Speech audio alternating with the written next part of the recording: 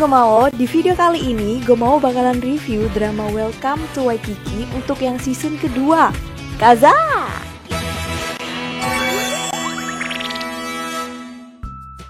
Oke, langsung aja. Jadi Welcome to Waikiki season 2 ditayangkan di stasiun TV GTBC pada setiap Senin sampai dengan Selasa pukul 21.30, dan dia ini mulai tayang pada akhir Maret sampai dengan pertengahan bulan Mei kemarin 2019. Jadi sutradara di season 2 ini sama dengan sutradara di Welcome to Waikiki season 1, yaitu Lee Chang-min.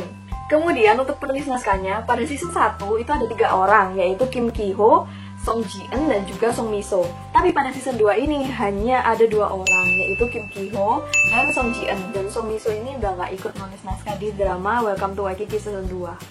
Kemudian untuk pemeran utamanya di season 2 ini ada salah satu pemain yang sama dengan season 1, yaitu Lee Hye-kyung.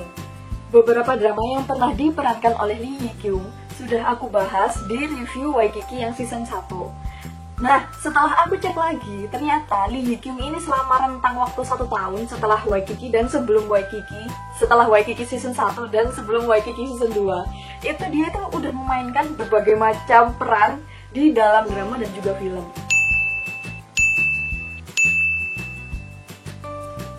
Pemeran utama selanjutnya adalah Kim Sun-ho. Dia adalah aktor yang pernah membintangi drama Two Popes dan juga 100 Days My Prince. Pemeran utama selanjutnya adalah Shin Hyun-soo. Dia ini adalah aktor yang pernah berperan di drama 12 Nights dan juga Age of Youth baik di season 1 dan juga season 2. Itu artinya dia ini udah pernah bertemu dengan aktor Song Seung-won yang jadi Du Bong-sik di season 1 di Waikiki season 1. Dan uniknya lagi, dia ini pernah jadi cameo di Welcome to Waikiki season 1. Dia ini yang jadi Philip dan muncul di sekitar episode 16. Kemudian sama seperti di season 1, di season 2 ini ada 3 pemeran tambahan yang semuanya adalah wanita. Yang pertama ini adalah Moon Ka-young, yang kedua ini An So-hee. An So-hee ini mantan member grupnya Wonder Girls. Kemudian yang ketiga ini adalah Kim Ye-won. Oke, kita langsung ke sinopsisnya. Jadi sebelumnya di Waikiki yang season 1 kita udah dikenalkan oleh Kang Dong-woo, Lee Jun-ki, dan juga Bong Du-sik yang mengelola guest house Waikiki. Kemudian di awal episode season 2 ini diceritakan bahwa hanya Lee Jun-ki yang bertahan di guest house Waikiki. Karena Waikiki ini sedang krisis, bayar sewanya nunggak, minim tamu, akhirnya dia ini mengajak teman-teman SMA-nya yaitu Cha Woo-sik dan juga Ko Ki-bong untuk berinvestasi di Waikiki. Pada akhirnya mereka ini tinggal berempat di guest house Waikiki, yaitu Lee Jun-ki, Cha Woo-sik, Ko Ki-bong, dan juga satu ini teman kuliahnya si Jun-ki namanya Kim Jung-un. Cha Woo-sik diperankan oleh Kim Sun-ho. Dia ini berbakat di bidang musik dan dia bercita-cita untuk menjadi seorang penyanyi. Kemudian Ko Ki-bong, dia ini diperankan oleh Shin Hyun-soo. Dia berbakat di bidang olahraga dan mimpinya itu adalah menjadi pemain baseball di tim Liga Utama. Seperti yang aku ceritain sebelumnya, di awal episode kita udah tahu bahwa ada 4 orang yang tinggal di guest house Waikiki. Kemudian beberapa saat kemudian itu mereka bertemu dengan Han Soo-yeon. Dia ini adalah teman SMA dari Ko Ki-bong, Lee Jun-ki, dan juga Cha Woo-sik. Dan si Han Soo-yeon ini lagi kena masalah, dia gagal nikah dan akhirnya dia ikutan tinggal di Waikiki. Gak lama kemudian setelah kejadian Han Soo-yeon itu, muncul lagi satu orang wanita, yaitu Cha Yuri. Dia ini kakaknya Cha Woo-sik. Dia ini tiba-tiba datang ke Waikiki setelah dia itu berhenti dari pekerjaannya.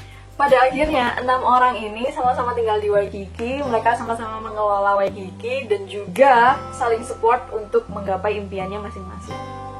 Lanjut ke reviewnya. Jadi menurutku alur ceritanya ini sama seperti yang sebelumnya, yaitu cenderung maju. Dan temanya ini masih tetap sama ya, temanya Welcome to Waikiki baik di season 1 maupun season 2. Itu menggambarkan soal persahabatan, percintaan, dan juga bagaimana anak-anak muda ini menggapai impiannya. Hanya saja untuk di season kedua ini, menurut aku pribadi, dari pertengahan episode pertengahan sampai dengan akhir itu lebih dominan cerita tentang percintaan. 3 pemeran utama di Welcome to Waikiki season 2 ini telah mendalami karakternya dengan cukup baik kalau menurut aku.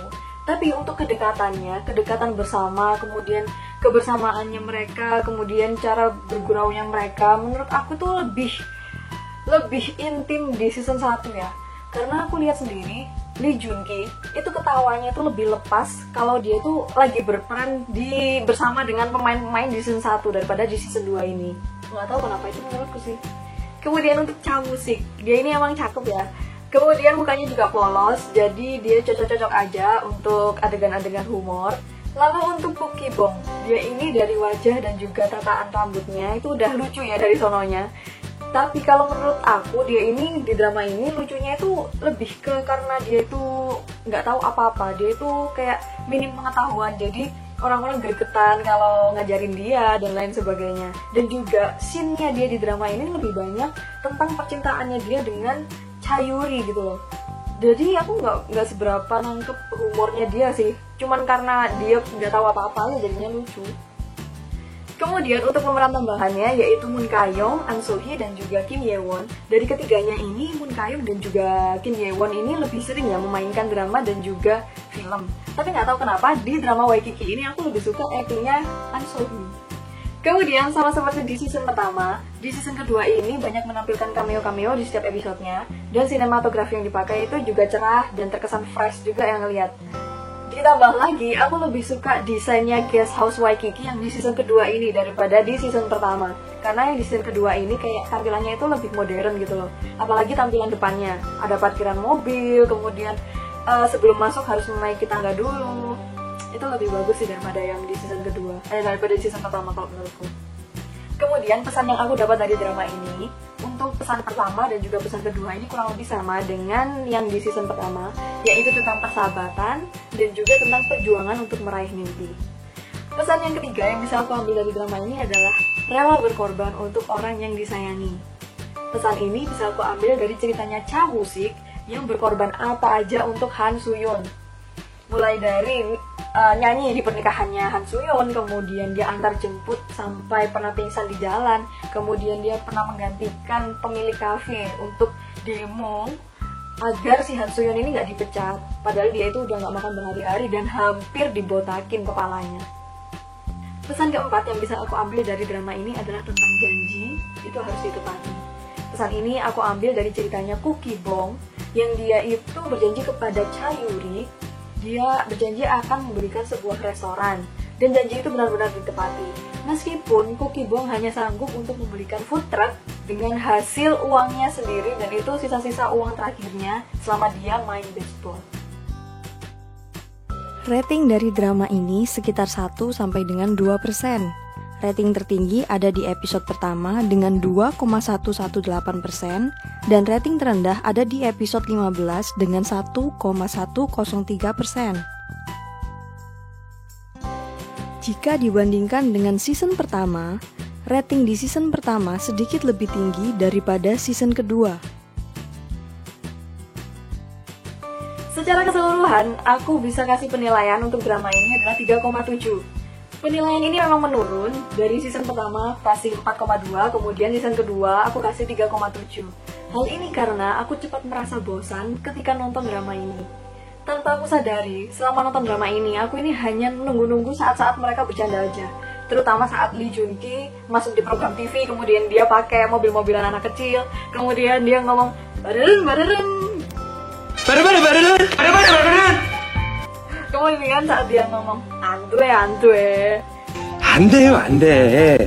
바른 어린이는 편식하면 안 돼요 안 돼. Terus sama nontonin Cha Woo-sik aja, terutama waktu close up karena mukanya cakep, udah gitu aja. Jadi aku kurang nangkep gregetnya mereka untuk mencapai mimpinya mereka gitu loh. Kayak ya udah ceritanya dia ini bercita-cita untuk jadi ini jadi ini, udah gitu aja gitu loh. Kayak kurang kerasa usahanya mereka aja, nggak tahu kenapa. Oke, kurang lebih seperti itu review untuk drama Welcome to Waikiki season kedua. Kalau menurut kalian yang udah nonton nih, apakah penilaian kalian itu sama dengan yang season pertama? Ataukah bertambah? Ataukah mungkin berkurang seperti aku? Kemudian untuk kalian yang belum nonton Welcome to Waikiki season pertama, mendingan kalian nonton yang season pertama dulu, baru season kedua. Karena agak nyambung sih dan agak selaras tema ceritanya. Jadi kalian bisa ambil garis besarnya dari drama ini itu apa gitu loh, yang mau diambil itu apa gitu loh. Oke, terima kasih buat yang udah nonton review drama ini. Jangan lupa subscribe dan see you di next review drama. Dadah!